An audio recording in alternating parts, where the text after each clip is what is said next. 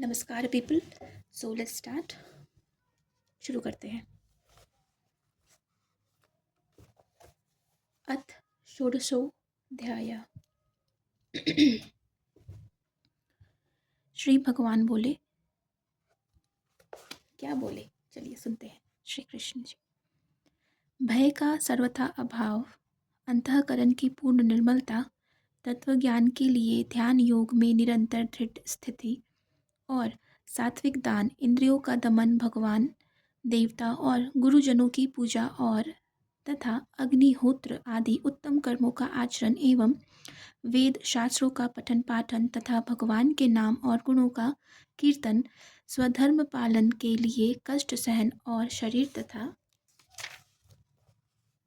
इंद्रियों सहित अंतःकरण की सरलता, मन, वाणी और शरीर से किसी प्रकार भी किसी को कष्ट न देना, यथार्थ और प्रिय भाषण, अपना अपकार करने वाले पर भी क्रोध का न होना, कर्मों में कर्तापन के अभिमान का त्याग, अंतःकरण की ऊपरती अर्थात चित्त की चंचलता का अभाव, किसी की भी निंदादि न करना, सब भूत प्राणियों में हेतु रहित दया, इंद्रियों का विषयों के साथ संयोग होने पर भी उनमें आसक्ति का न होना, कोमलता, लोक और शास्त्र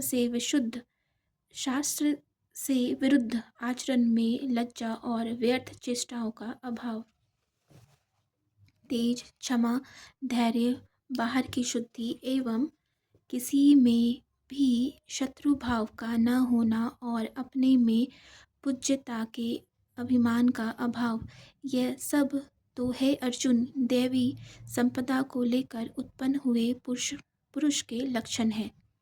हे पार्थ, दंभ, घमंड और अभिमान तथा क्रोध, कठोरता और अज्ञान भी ये सब आसुरी संपदा को लेकर उत्पन्न हुए पुरुष के लक्षण है। दैवी संपदा मुक्ति के लिए और आसुरी संपदा बांधने के लिए मानी गई है। इसलिए हे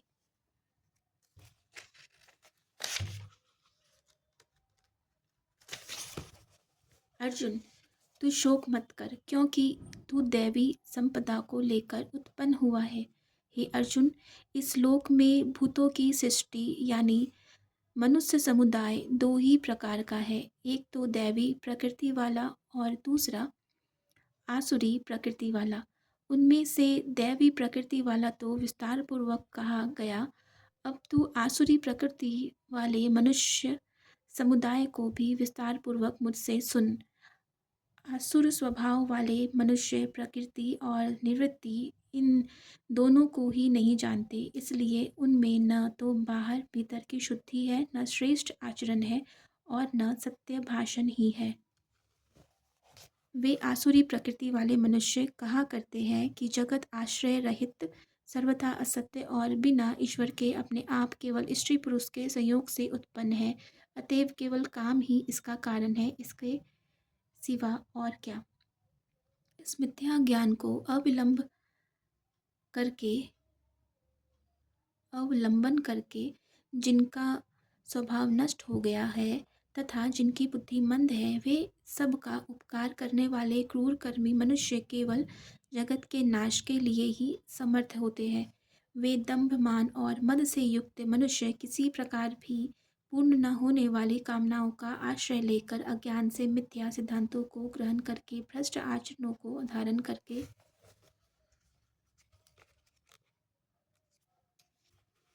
संसार में विचरते हैं तथा वे मृत्यु पर्यंत रहने वाली असंख्य चिंताओं का आश्रय लेने वाले, विषय भोगों के भोगने में तत्पर रहने वाले और इतना ही सुख है इस प्रकार मानने वाले होते हैं। वे आशा की सैकड़ों फांसियों से बंधे हुए मनुष्य काम क्रोध के परायण होकर विषय भोगों के लिए अन्यायपूर्वक धनादि पदार्थों का संग्रह करने की चेष्टा करते हैं। वे सोचा करते हैं कि मैंने आज यह प्राप्त कर लिया और अब इस मनोरथ को प्राप्त कर लूँगा। मेरे पास यह इतना धन है और फिर भी यह हो जाएगा। वह शत्रु मेरे द्वारा मारा गया और उन दूसरे शत्रुओं को भी मैं मार डालूँगा। मैं ईश्वर हूँ, ऐश्वर्य को भोगने वाला हूँ, मैं सब सिद्धियों से युक्त हूँ और बलवान तथा सुखी हूँ।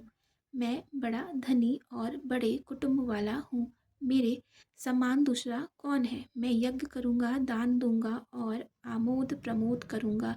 इस प्रकार अज्ञान से मोहित रहने वाला तथा अनेक प्रकार से भ्रमित चित्त वाले मोहरूप जाल से समावृत और विषय भोगों में अत्यंत आसक्त आसुर लोग महान अपवित्र नरक में गिरते हैं।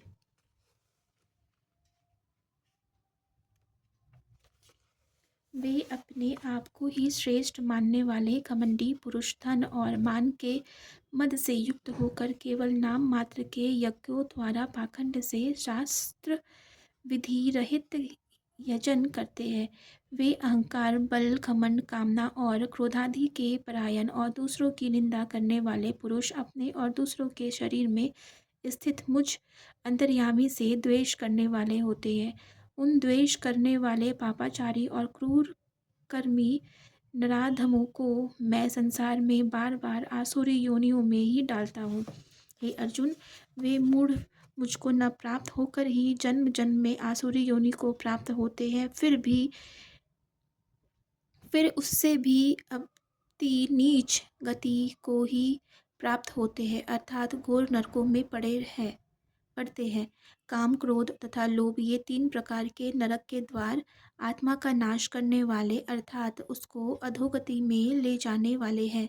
अतएव इन तीनों को त्याग देना चाहिए। हे अर्जुन, इन तीनों नरक के द्वारों से मुक्त पुरुष अपने कल्याण का आचरण करता है। इससे वह परम गति को जाता है, अर्थात मुझको प्राप्त हो जाता है। जो पुरुष शास्त्र विधि को त्याग कर अपनी इच्छा से मनमाना आचरण करता है, वह न सिद्धि को प्राप्त होता है, न परम गति को और न सुख को ही। इससे तेरे लिए इस कर्तव्य और अकर्तव्य की व्यवस्था में शास्त्र ही प्रमाण है। ऐसा जानकर तू शास्त्र विधि से नियत कर्म ही करने योग्य है।